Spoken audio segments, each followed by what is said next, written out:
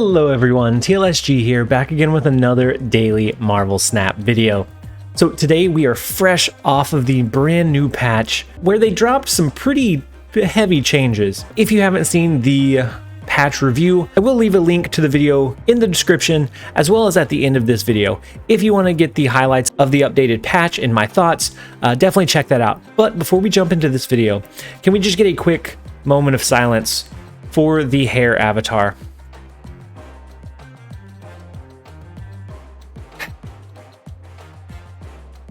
You were such a loyal avatar for us, but now that it is truly centered as it should be, it's lost some of its appeal to me. Let's scroll through our avatars really quickly and choose a new one. I think it is time to change, and I think we're going to go with Nick Fury.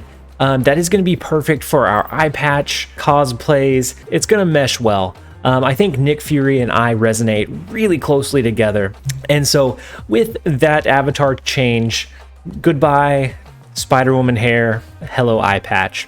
Let's go ahead and jump over into the deck build. So for the first deck that I wanted to try out after the most recent patch, I wanted something that's gonna feel pretty consistent. So for those of you that had followed some of my videos pretty closely, you'll notice that this is very close to the Thor Odinson deck that we ran, which was an aggro Thor style deck list. However, we made some modifications to accommodate the most recent patch that feel okay.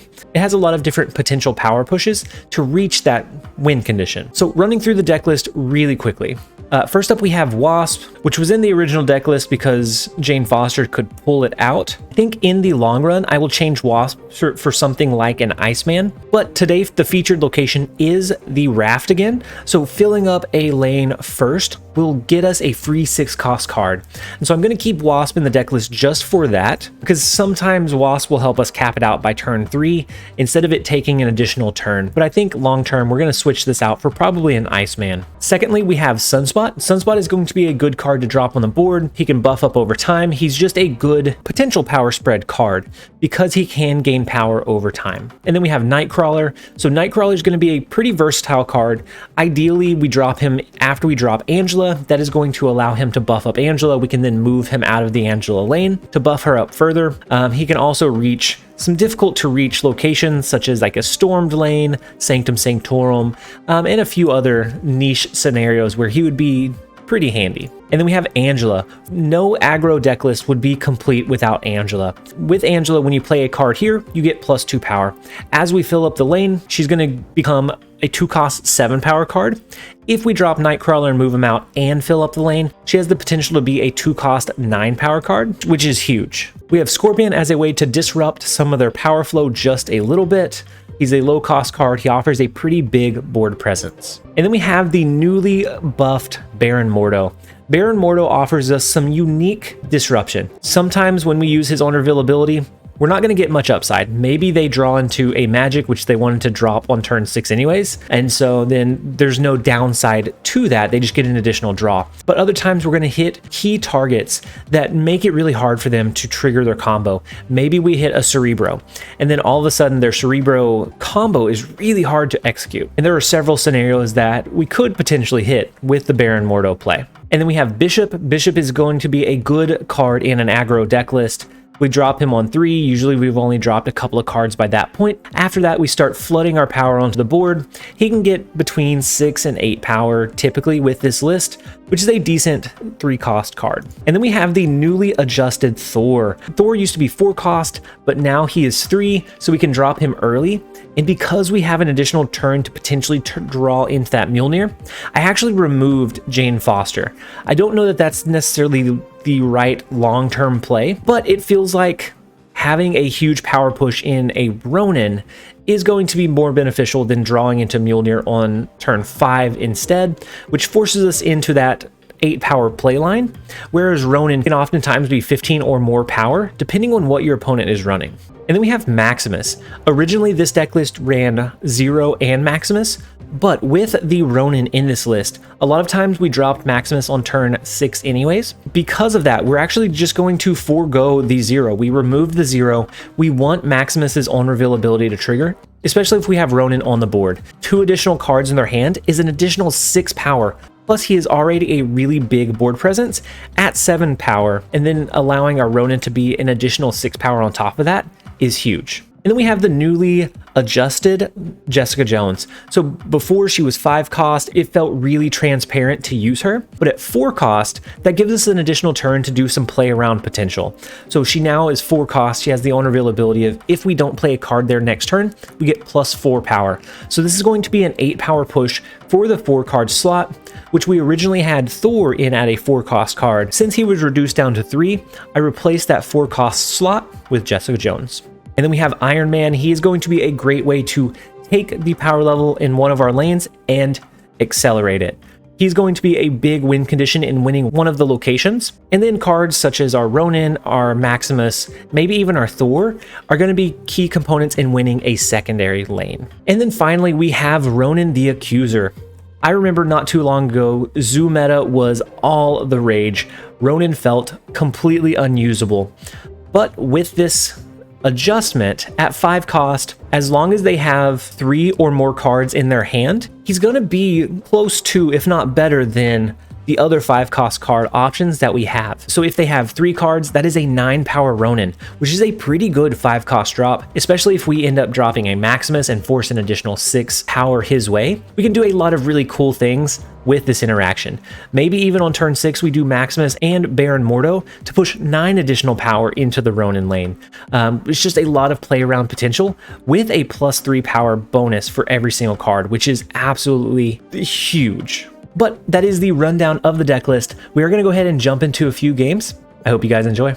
All right, so first up we have Keltran, and I do want to showcase a few of the emojis first and foremost. So these emojis are really, really cool. I really like the additional emotions that you can portray. The Spider-Man pointing to the other Spider-Man is always going to be my favorite. And then you have the fist bump. I really enjoy these. I think it adds a good element of player-to-player interaction that we didn't have before. And so I'm going to go ahead and just start off by dropping our Sunspot, and then we have several callouts that we want to give. So in our last couple of lunch live streams, we had a huge amount of support for the channel and channel memberships. So first we had Jimmy Price and Dry join us as channel members. We had SillyBoy12 who renewed his membership into a second month. We had Alexander who gifted several memberships throughout our lunch live stream. We had Timothy who gifted a membership as well. And then we had Todd English who donated a huge amount of memberships to the channel while we were running his Agatha deck list. And so thank you all so much for the support. You guys are absolutely incredible. You are pivotal in allowing me to continue to push and improve my content quality. So thank you guys so much. And so with the raft location, I think we are going to play our bishop. Next turn, I don't know. I don't think we end up capping out the raft because we have our low cost card here and here. I think we actually will just push our bishop into Nova Roma here. Next turn, I probably want to drop something like a Jessica Jones into Monster Metropolis. Ooh, and the Brood is a pretty good flavor for the raft location. And so I think I am going to go with Jessica Jones into Monster Metropolis. That's going to allow her to buff up the Angela. She's going to be able to buff up next turn. We'll do something like dropping our Iron Man into Nova Roma. And then we can kind of look at where we need to push some power. And then while we're waiting for them to decide, we had Alex who used the super chat feature to highlight a message and donate an amount of money to us. And so thank you so much, Alex. We had Dry who did the exact same thing. And then we had Akshay who used the super chat feature to congratulate us on our recent accomplishment of 3,000 subs. So thank you guys so very much for that support. It means so very much. And so they drop a Storm into the middle location. So I'm a little bit torn. I do want Jessica Jones to trigger. At the same time, I think playing Iron Man is going to be better. So right now, if we don't do anything, we're going to end up being 11 power. If we drop this, that's going to push us up to 7, 8, 9. It'll be 18 power, which is a lot harder to beat. We do have Maximus and Baron Mordo that we can drop on turn 6 into the Nova Roma lane. And I think that's what we're going to end up going with. And so they don't play anything into the flooded location. They absolutely. Ooh, are they playing? No, they can't. Are they playing Cerebro too? They didn't leave themselves the spot for Cerebro. They can move Nightcrawler out, but that's only a +2 power bonus. Let's look. So they have 5 cards. They can play 1 potentially. So if we play Ronan, they'll have 4 cards. That's going to be 12 power. That'll be 12 power plus 13. That's going to be 14 power push here. If we do a Maximus, that's 7. And then it's 8, 9, 10, 11. So we're going to be a total of 19 power. If they do Cerebro, that's 2, 4, 6, 8. That's 16 power. Let's go ahead and snap on them. I don't think there's any way they can come up over our power. I think we're plenty safe here. I anticipate the Nightcrawler move into the Storm lane. They drop 1 Cerebro, but that's not going to be enough to change that power level unless they got some really good 6 cost card. No, so the left lane is going to be 16. Our Ronan is going to be 12 power by himself. He's also going to buff up the Bishop and the Sunspot. Absolutely huge. Ronan, especially dropping on either turn 5 or 6, is such a large power play. And I can only imagine how crazy this is going to be in a Mr. Negative list. But for this first list, I wanted to go with something consistent. And oh my gosh, has it not let me down so far. I guess this is the first game out, but the first game out, we do get an 8 cube victory. Let's see if we can keep pushing for that consistent cube gain. No way. So for those of you that don't watch the live streams, Q is our mortal enemy. He is always in the streams. We're always trying to queue up against each other, and we match up against him for a video, which is amazing. Q is always a very difficult opponent. And so let's see what we can make happen here. I think we're going to drop the Sunspot into the far right lane. We do have, oh, and they do the same. We have Thor, Jessica Jones, and Ronan. So we do have a good 3, 4, 5 ramp that we can play. Death is not great for us. We do draw into our Wasp, so if this location is the Raft, we'll get a little bit of upside there. But I think we skip on turn 2. We let our Sunspot buff up.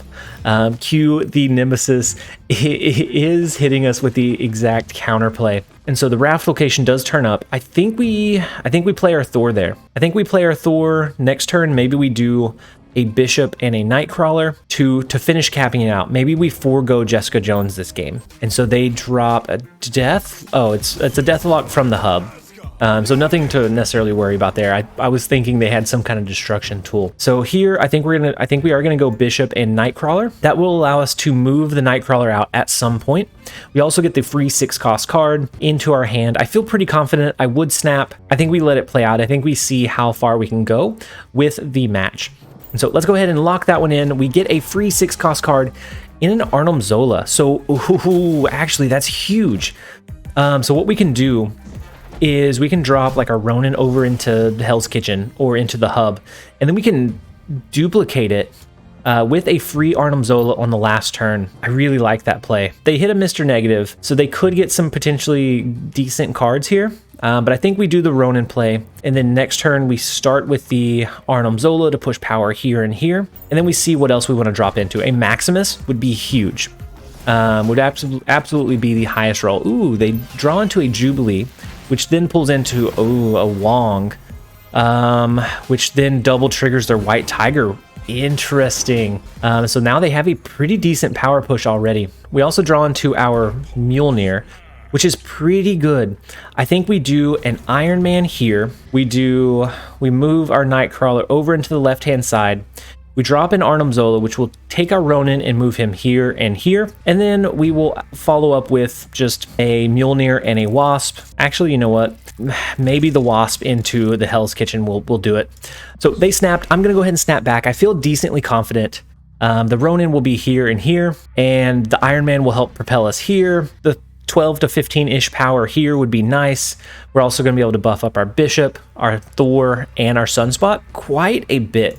So let's go ahead and lock this play in. The Iron Man play comes in. Let's see what they play. They play 3 cards. Our Ronan is going to move for free across the board. We're going to duplicate him, which gives us a pretty good upside. The only thing that could have made that better was maybe a Maximus to force them into additional cards. But I think even considered, I think it's okay. So we do have the Rogue, which they were going to steal our Ronan, and then the Mystique that they relied on the Ronan trigger. And so then they have the double Ironheart. They're not going to be able to come up over that power level. The Wasp play into Hell's Kitchen was actually what swung it for us. Had I moved Wasp into mid like I had originally thought, we would have only been 16 power here. Absolutely huge high roll with the Arnhem Zola.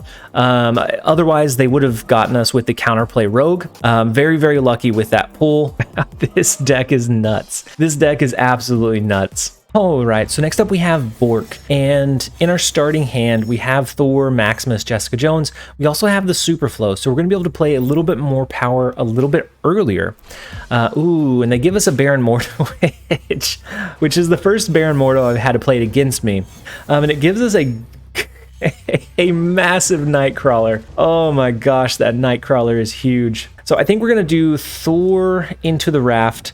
I know that we don't have our Ronan, but we do have Iron Man, we have Jessica Jones, so I think we're going to be able to potentially push the power in that way.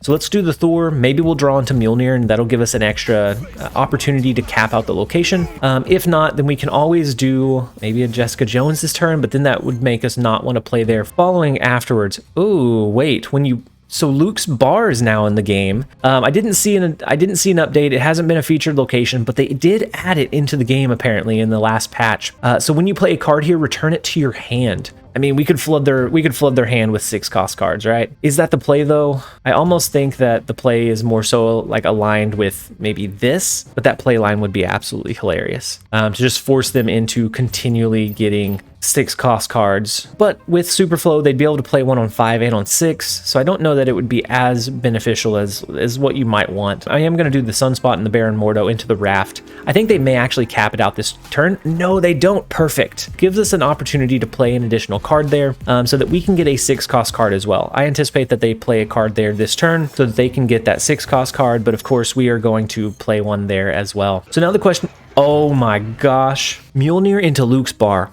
That is the play. We can play a Mjolnir on 4, on 5, and on 6. On 5, we can drop Nightcrawler into the Superflow. Then we can move him over into Luke's bar. That way we can sneak and win that one. I think all we have to do is figure out a way to win the Raft, and that may honestly be our Iron Man here. So we did go ahead and snap. I feel pretty confident. Luke's bar is pretty crazy, and with Thor and Mjolnir, that is a play line that I did not anticipate. I was thinking like bounce combos and things like that, but the Mjolnir play here is nasty. So we get an Infinite. Interesting. Very, very interesting. We could skip on 5 and then play Infinite into Superflow on 6, but do we want to do that? I don't know. I don't know if that is the play line that we want to go with. I mean, we are already winning in the Raft location. I don't know of any way that they can buff it up further. We can do a huge power push on the last turn.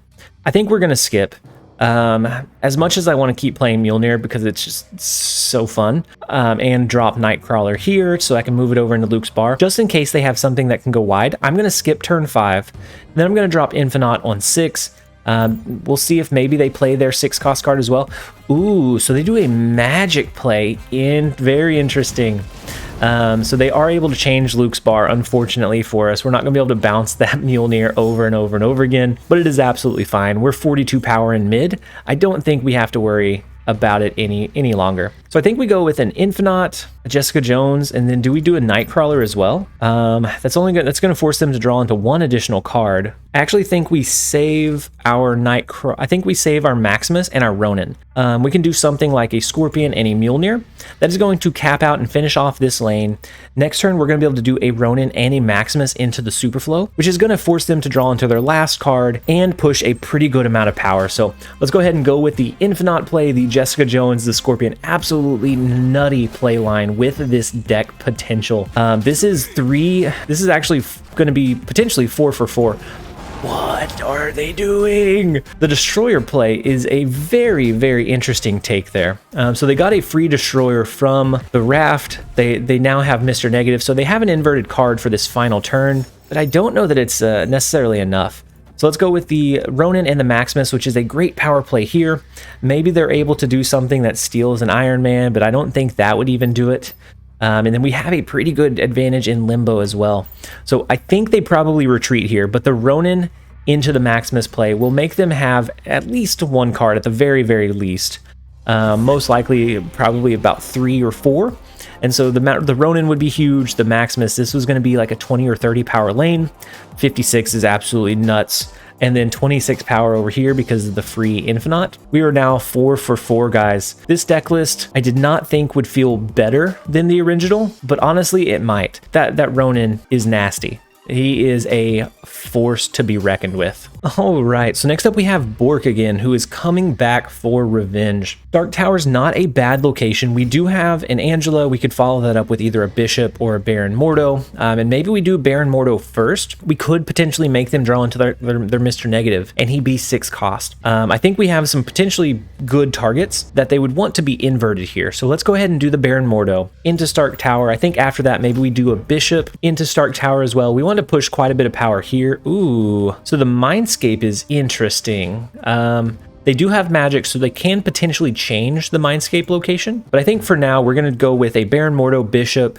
And I think our rounding out the location, we'll do a Nightcrawler and then an Iron Man on 5. That will allow us to really lock down the Stark Tower lane. I don't think they're going to be able to compete with it at that point. And we always have the Nightcrawler that can be moved out as well. Actually, no, we won't be able to play Iron Man into any of the locations because Dream Dimension will increase that cost by 1. So I think we still play it as is. Let's go ahead and see what we draw into next. At most, they're going to have a Ronan or a Ronan and an Iron Man whenever we swap hands with Mindscape. Maybe they change it with, ooh, so the Baron Mordo did not hit the Mr. Negative, unfortunately. I am curious to see what it hit, which we will be able to see once our hands flop after this. So I'm going to go ahead and play the Thor. They're going to get a Ronan and an Iron Man. So the Ronan is really big concern. So switching and giving them a Ronan, they're going to give me about 5 to 6 cards. So that Ronan is going to be very large. And so they do not change Mindscape with magic, unfortunately. They go with a Jubilee pool, which then Dream Dimensions Blue Marvel, which is not a bad Jubilee pool. It's an inverted Blue Marvel as well. So very, very strong. So we do switch hands. They have a Ronan and an Iron Man now. We have an Iron Man. Oh my gosh, we have much garbage. Such wow. Oh no. So I think we're, I mean, this is terrible. I think we're going to do a magic play here. We can extend the game. We can drop a Psylocke, which will allow us to drop both Iron Man and Mystique on the final turn. We also get rid of a couple of the cards from our hand, which is going to be really necessary when they drop their Ronan, wherever they end up dropping their Ronan. And so we drop their magic to extend the game. We are now in their territory. They do drop Ronan, which is a massive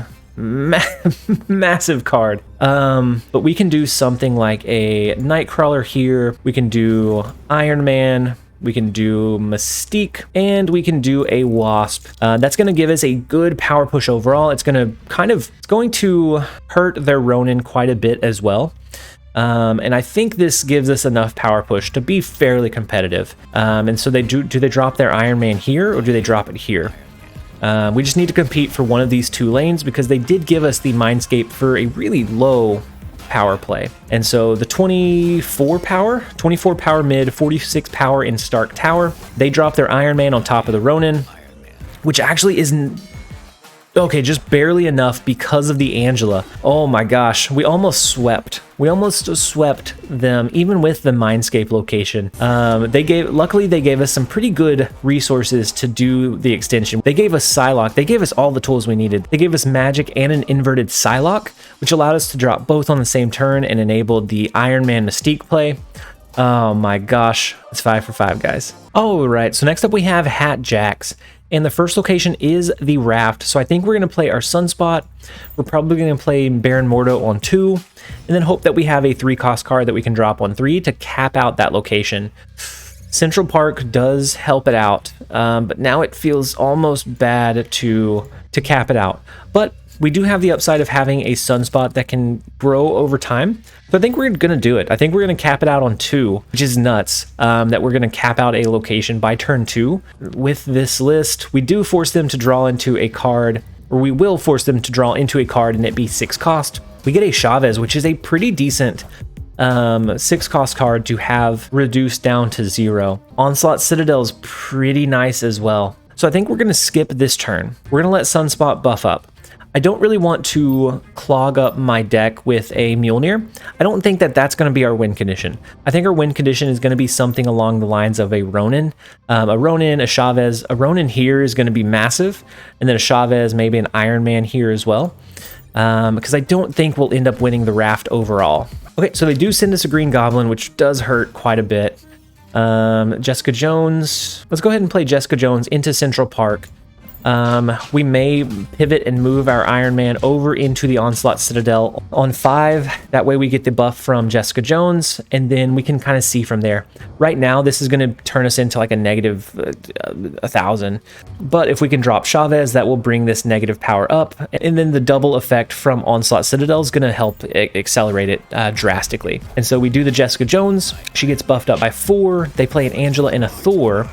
So they do bring some of that into their deck, but I don't know that that's enough for them. So let's do the free Chavez, which will bring us up to 28 power into the Onslaught Citadel. And then from there, I don't know that we have, and so I think we're actually going to go with a Bishop, and then a Thor, and then the Chavez.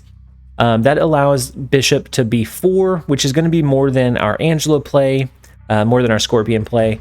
And we could skip and let Sunspot buff up over time, but I'd rather try to extend the lead here, if at all possible, and then we know that we're going to take the Onslaught Citadel pretty drastically. Okay, so they play 2 cards into Central Park, which is kind of interesting here. I wonder, maybe they wouldn't extend the game with magic, right? Ooh, so they have an Iron Fist into a Jessica Jones to the left. So that means we win Central Park by by a decent margin. We win Onslaught Citadel. So that makes us 6 for 6 so far. Let's go ahead and go for one more to see if we can have the perfect 7-win streak with our newly built and adjusted deck list. All right, so next up we have Jonathan, and the first location is Subterranea. Jonathan, I didn't see if they were running the default card. No, it doesn't look like they're running the default card back. Maybe they're not bot-like. It could potentially be, but we will see. So I think we're going to play Angela into the Subterranea lane. That's going to be great for our Nightcrawler to buff up Angela here. And then we can move him into Kunlun, which will give him an additional +2 as well, which makes him a pretty decent drop. He's going to be a 6 power push at 1 cost, which is massive. So they move their Nightcrawler over. Their Iceman hits our Rock, which is pretty unfortunate for them. It's a pretty big low roll. Savage Lands is kind of clogging up our board here. I think we go with the Bishop play. We will probably end up doing a Sunspot into Kunlun. That way we can gain some power over time. We, of course, will go with Nightcrawler into the Subterranean lane so that we can buff up our Angela and then move it out. And then we do really need to draw into some kind of high power push. The Debris is troubling. The Debris is definitely pretty troubling here. That means they probably have like a Carnage or something. Maybe they have a Viper that they would send power here. Let's go with our original play line. We're going to go with the Sunspot into Kunlun. We're going to go ahead and allow him to buff up by a couple. We're going to cap this lane out with Nightcrawler. We hope that they do a Viper to try and force this lane full. We do have to look out for the newly adjusted. Ooh, so the Storm lane is an interesting take. We do have to look out for the newly adjusted Spider-Woman. Which does have quite a bit of power potential in a Debris style deck list, but at 5 cost, she might feel a little bit clunky. So we're going to move Nightcrawler out. We're going to go ahead and play Jessica Jones. We want to try to force a huge win here. And then we have the Sunspot that can always buff up over time. We have the decently powered Nightcrawler. Maybe we get an Iron Man on the last turn. Maybe we just drop Maximus into Kunlun for the additional 7 power. So they don't drop anything. Oh, the Hobgoblin is huge. Knowing that we would move our Nightcrawler over, the Hobgoblin is a huge -8. We do have, how many cards do they drop here? So Maximus is going to be a 7 power push, an 8 power push, 9, 10, 11 power across the board. Ronan would potentially be, depending on how many cards they drop. Let's say they just drop one large card. Ronan would end up being 9, 11, which would be the same, but we put more of the power into the Savage Land location. Which 3 is not going to be enough to turn Kunlun as is. So let's go ahead and do this play line. If we had enough to do both the Maximus and Ronan, we absolutely would here. But we have to hope that they only drop maybe 1 card into Savage Land. It's not what we wanted. Oh, really? So it turns out that Maximus would have been the better play line, but we got lucky that all they had left were rocks. That is all 5 rocks from Subterranea that they drew into and played onto the board. That is the lowest roll game I have ever seen in my life, Jonathan, which I'm not convinced is not a bot, but they also didn't have any black and white variants, so who knows. But I am going to go ahead and end the video here. I hope that you guys enjoyed it. If you did, make sure to leave it a like and a comment down below. Overall, this deck list feels amazing. I think this is going to be a good deck list to climb with for a while, at least until the meta kind of levels out and figures out where it wants to be and what's going to be strong. But as always, I hope that you guys enjoyed the video. This has been TLSG. Later, guys.